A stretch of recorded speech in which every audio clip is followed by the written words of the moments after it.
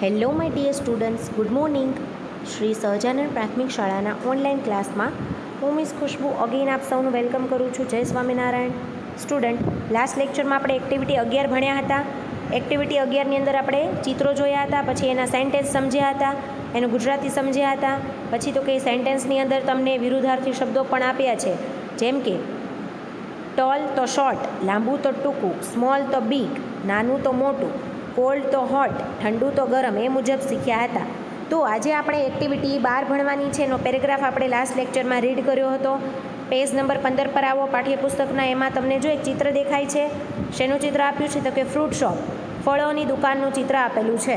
તો અહીંયા આપણે એનો પેરેગ્રાફ પહેલાં તો વાંચીશું, સમજીશું. એ સમજતા પહેલાં આ પૂરેપૂરા પેરેગ્રાફના આપણે શું ભણવાના છે?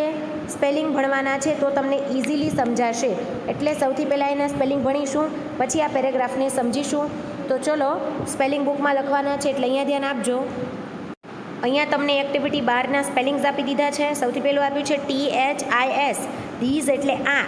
ગુજરાતીમાં આપણે કહીએ છીએ કે આ પેન છે, પણ આપણે ઇંગ્લિશમાં બોલવું હોય તો ધીસ ઇઝ અ પેન. બરોબર? તો ધીઝ એટલે કે આ. પછી તમને કીધું છે SMALL, સ્મોલ. એને શું વંચાય? સ્મોલ. સ્મોલ એટલે કે નાનું અથવા તો નાની. પછી કીધું છે IT, ઇટ એટલે કે તે. કોઈ નિર્જીવ વસ્તુ હોય તો આપણે શું કહીશું ને ઇંગ્લિશમાં? ઇટ. પછી કીધું છે spelling fruit shop. Fruit shop એટલે કે ફળોની દુકાન. શોપકીપર, SHOPKEEPER, શોપકીપર એટલે દુકાનદાર.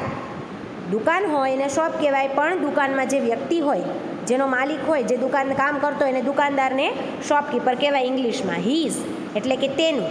છોકરા માટે હીઝ, છોકરી માટે હર. કેપ એટલે કે ટોપી. ગ્રેપ્સ એટલે કે દ્રાક્ષ. ટોકિંગ, ટોકિંગ એટલે કે વાતો કરી રહ્યો છે. હી એટલે કે તે. હી કોના માટે વપરાય? તો કે છોકરા માટે. બાસ્કેટ તો કે થેલી. LOOK, લુક એટલે જુઓ. એટ એટલે કે ની સામે. તો આ મુજબ તમારે સ્પેલિંગ લખવાના રહેશે. આટલા જ સ્પેલિંગ છે તમારી એક્ટિવિટી 12ના. હવે આપણે અગેન પેજ નંબર 15 ઉપર આવો. એ એક્ટિવિટી 12 સમજીશું. આ સ્પેલિંગ તમારે 2 વાર લખવાના છે. હવે અહીંયા પેરેગ્રાફ આપ્યો છે, દરેકનું ધ્યાન. પેરેગ્રાફમાં શું કીધું છે કે this is a small shop. આ નાની દુકાન છે. આ એક નાની દુકાન છે. પછી છે it is Maganbhai's fruit shop. તે મગનભાઈની ફળોની દુકાન છે. પછી કીધું છે the shopkeeper's shirt is pink. The shopkeeper's shirt is pink. દુકાનદારનો શર્ટ કેવો છે? ગુલાબી રંગનો છે. His cap is red. તેની ટોપી લાલ કલરની છે. The grapes are green. દ્રાક્ષ લીલા રંગની છે. પછી કીધું છે a boy is talking to him. એક છોકરો તેમની સાથે વાત કરી રહ્યો છે. હિમ એટલે કે તેઓની સાથે. કોની સાથે? તો કે શોપકીપર એટલે કે દુકાનદાર સાથે.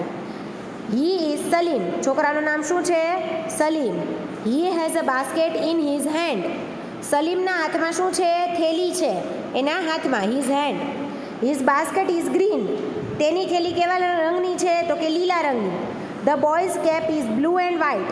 છોકરાની ટોપી બ્લુ અને વ્હાઇટ એટલે કે વાદળી અને સફેદ રંગની છે. Look at the bananas. એમ કે છે પેલા કેળા જુઓ. There are yellow bananas. અને એ પીળા રંગના કેળા છે. There are green bananas. અને લીલા રંગના બનાના પણ છે. પછી કીધું છે look at the sign board. એમ કે છે કે દુકાનનું જે બોર્ડ છે એ જુઓ. It is red and blue. તે લાલ અને વાદળી રંગનું છે. તો આ મુજબ હવે જે આપણે પેરેગ્રાફ સમજ્યા એ પરથી હવે પિક્ચર ઉપરથી જોઈએ. જુઓ, તમને અહીંયા સાઇન બોર્ડ આપ્યું છે રેડ અને બ્લુ કલરનું. પછી તો કે અહીંયા ગ્રીન કલરની ગ્રેપ્સ એટલે કે દ્રાક્ષ આપી છે. પછી અહીંયા જે સલીમ નામનો છોકરો છે એના હાથમાં બાસ્કેટ એટલે કે થેલી છે. શોપકીપર છે દુકાનદાર, એણે પિંક કલરનો ગુલાબી રંગનો શર્ટ પહેર્યો છે. પછી તો કે છોકરાએ જે કેપ પહેરી છે સલીમે એ બ્લુ અને વ્હાઇટ કલરની છે. તો આ મુજબ આપણે આખા ચિત્રનું વર્ણન કર્યું. હવે અહીંયા તમને કંઈક બોક્સ આપેલા છે. એ બોક્સની અંદર આપણે આન્સર લખવાના રહેશે. તો દરેકે આન્સર લખવાના છે. સૌથી પહેલું તમને અહીંયા એરો આપ્યો છે પહેલા બોક્સમાં. તો ત્યાં આપણે શું લખીશું? અહીંયા એરો કરીને છે તો કે ફ્રેશ ફ્રૂટ્સ. તો અહીંયા તમારે સાઇન બોર્ડનું નામ લખવાનું છે. પછી અહીંયા તમને એરો છે એટલે એ લખવાનું છે પિંક. પછી અહીંયા એટલે લખ્યું છે એટલે ત્યાં કેપ. અહીંયા લખવાનું છે શર્ટ. અહીંયા લખવાનું છે બાસ્કેટ. આ બોક્સમાં લખવાનું છે ગ્રેપ્સ. અને અહીંયા લખવાનું છે બનાના. એ મુજબ અહીંયા આન્સર લખવાના છે. અને પછી તમને નીચે જે પ્રશ્નો કીધા છે એ પણ ભણીએ. પહેલો પ્રશ્ન એમ કીધો છે, હુ ઇઝ ધ શોપકીપર, દુકાનદાર કોણ છે? તો જેનો જવાબ સાચો છે એ રહેવા દેવાનો છે, ખોટો છે એની ઉપર આપણે લીટી કરી દેવાની છે. મગનભાઈ કે મંગલભાઈ? તો મગનભાઈનો જવાબ સાચો છે. ઓકે, તો આપણે અહીંયા મંગલભાઈના નામ ઉપર લાઈન બનાવી દઈશું. સેકન્ડ કીધું છે, what is Salim doing? Salim શું કરી રહ્યો છે? ટોકિંગ કે વોકિંગ? વાતો કરી રહ્યો છે કે ચાલી રહ્યો છે? તો કે વાતો કરી રહ્યો છે, તો વોકિંગ ઉપર લાઈન કરી દો. Number 3, what is the colour of Maganbhai shirt? મગનભાઈના શર્ટનો રંગ કેવો છે? ગુલાબી કે પર્પલ? તો ગુલાબી રંગનો છે એટલે પર્પલ ઉપર લાઈન બનાવી દો. પછી કીધું છે, there R mangoes in the shop. દુકાનમાં મેંગો છે? તો આપણે પિક્ચરમાં જોઈ લઈએ, છે તો કે નથી. ઓકે, તો આપણે નો ઉપર રહેવા દેશું, યસ ઉપર લાઈન કરશું. અને last, R the grapes green? શું દ્રાક્ષ લીલી છે? તો લખીશું યસ. તો જે તમને નો આપ્યું છે એની ઉપર આપણે આવી રીતે લાઈન બનાવવાની છે. હવે જુઓ, અહીંયા તમને કીધું એ મુજબ નામ લખવાના છે. તમને જે એરા આપ્યા છે એમાં પહેલા બોક્સમાં લખો સાઇન બોર્ડ, પછી શોપકીપર, પછી બનાનાસ, કેપ, શર્ટ અને બાસ્કેટ. આ સાઈડ લખવાનું છે એપલ અને એપલ્સ અને ગ્રેપ્સ. આ મુજબ આન્સર લખવાનો છે.